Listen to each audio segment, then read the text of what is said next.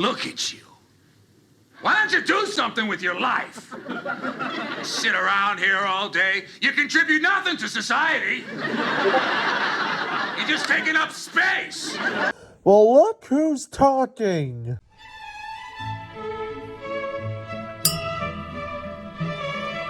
Hey there, party people. Welcome to Kramer Cafe. I'm Kramer. Let's get started. So, there are lots of amazing character archetypes I could discuss that are chef's kiss perfection. There's the punch clock villain, the Iron Lady, the stoner, and so on. But given the name and face of this channel, there's one type of character that I wanted to discuss first, more than anything else. One that you may not have even heard of. I am, of course, talking about the Kavorka. I'm sure this character archetype has another name that already exists, but I just call it the Kavorka because the OG member of this family of characters. I am of course talking about Cosmo Kramer from Seinfeld. In season 5 of the series, in the episode titled The Conversion, Kramer learns from a Latvian priest that he apparently has a power called the Kavorka. It is a Latvian word, which means the lure of the animal. Now, I'm not really sure if it is a Latvian word, but there's no denying that the Kavorka archetype is certainly unique. Characters in this family have three major traits that they need to follow. 1, they must have zero prospects in regards to job opportunities, talents, etc. 2, in spite of this first aspect, almost every one of their zany schemes, of which they have many, must work out perfectly for them in the end. And 3, they are irresistible to members of the opposite sex.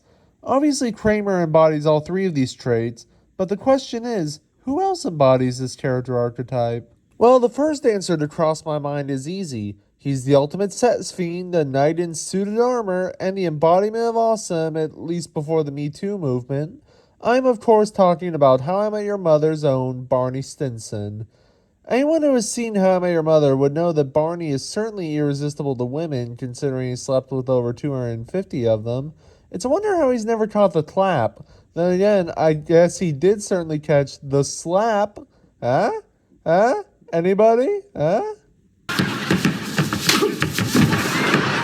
Moving right along. Though he has had his fair share of rejections over the course of this series, the vast majority of those were the result of sabotage, such as when Britney Spears went around telling the women Barney was hitting on not to sleep with him.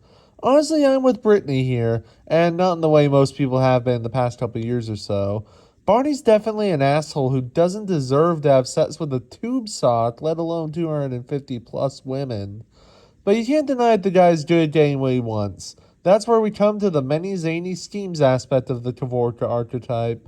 Barney literally has an entire playbook full of insane plots and plans, almost all of which we've seen are incredibly effective.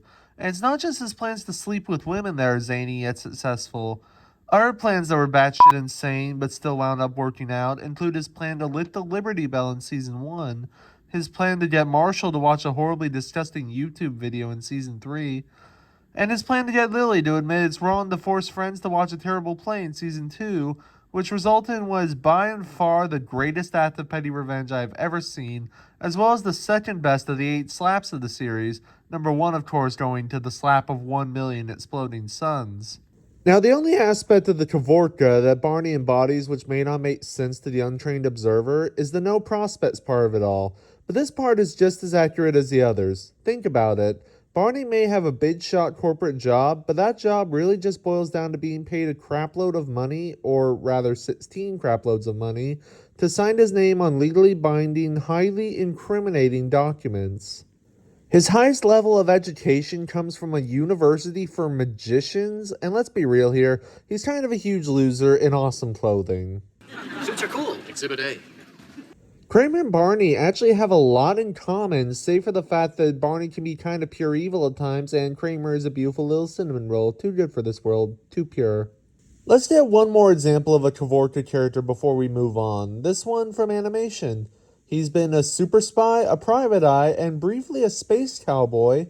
His series title has made moms everywhere believe their kids were instead watching Stephen Amell terrorize people who have failed his city. I am, of course, talking about Sterling Archer from Archer. Archer, much like Barney, is a douchebag and a half who always wears a suit.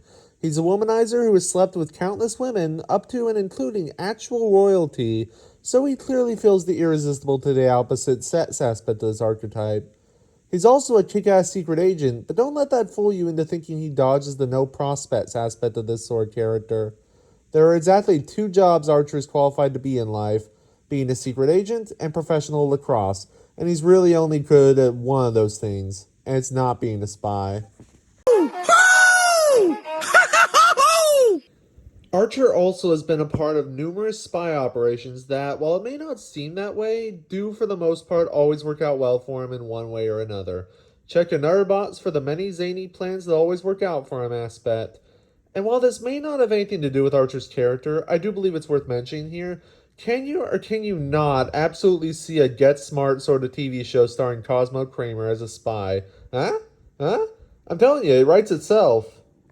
While the guy in the suit and the poor man's James Bond are the two most prime examples of Kavorka characters off the top of my head, a few honorable mentions include Taco from the FX sitcom The League, Sean Spencer from Psych, Ferris Bueller from Ferris Bueller's Day Off, and, I may be outing myself on this one, Panty Anarchy from Panty and Stocking with Garter Belt. Look, it's a very funny show, don't judge me. Now that we've seen how the Kavorka character archetype works in practice, it's time for a brief little writing exercise. What we're going to do is create a Kavorka character ourselves and build a TV series around them. Now, for lack of a better name, we're just going to call this character Cosmo Jr. First, let's add the no prospects aspect of his character to the list of traits. He has no job, hardly any money, and just for shits and giggles, let's say he's a stoner. Nothing against the marijuana users, hashtag legalize it, as we're only going off of typical stoner stereotypes for this character. Then for the many zany plans aspect of this character, we're going to say that he is the founder and CEO of the Cosmo Corporation, which is a made-up company that doesn't seem to do anything, but somehow manages to do everything. He'll go from loser with no discernible income to a freaking jillionaire over the course of 6 seasons and a movie. The community way. The best way. And finally, the irresistible to the opposite sex part of his character. We're going to say that since he has no income, he doesn't actually have a place to live, and therefore sleeps around in order to gain a roof over his head for the night. We're also going to say that though he does sleep around a lot, he is incredibly respectful towards women, and never has to deceive them in order to get them into bed with him, because frankly, we don't need no more Barney Stinsons. Really? A genie comes out of it? Only if you rub it hard enough. There will not be a Robin Williams hiding in this man's dong, I can tell you that much right now. Now for the idea for the series this gentleman is in. Let's set in the city equivalent of the Kavorka character, Las Vegas. Let's also say that this series starts out with Cosmo Jr. winning some sort of big bet that gives him the startup money to begin working on building the Cosmo Corporation. Other members of the main cast will include a woman who serves as Cosmo Jr.'s most frequent sexual partner, who is also the straight man to Cosmo's crazy ass.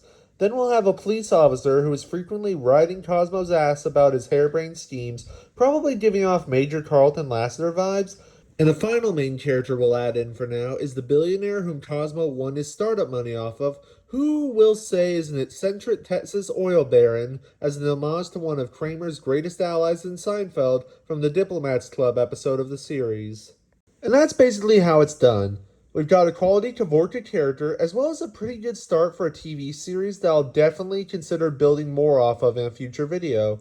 I hope this video has been informative to you all, and that you use the knowledge of this archetype to your advantage when making your own stories to make them all chef's kiss perfection.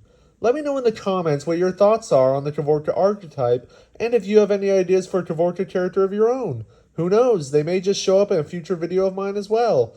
And don't forget to like and subscribe. Until next time, this is Kramer Cafe. I'm Kramer. See you soon.